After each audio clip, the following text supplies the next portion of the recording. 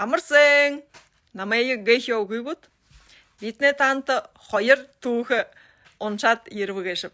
Хангаалвэс улуулбэрсоо. Тэгээд тэр хоёр ондгонууд их нэг инээтэй байгаа намдан. Ирхүү бүрядүүдээ ханамжнууд цохог юула. Трушин ханха улах хавсагынууд бий болоо бүхэтэшээ.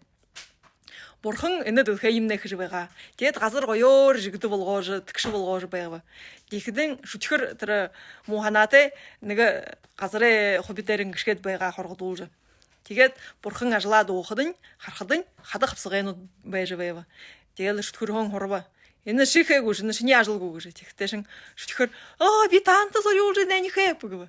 Юндэ шүү хэдэн хөөнүүд хадах хавсагаа доошоо бууш байхад дэш бурхан гэд бууха. Тэгээд хадаа одоо авирж байхад шүтгэр гэд дэшээ авирж байха. Бүди хоёрыг ходоо ханаж байха гэж хэлв. Тэр нэ болж хадах хавсагынууд бий болоо.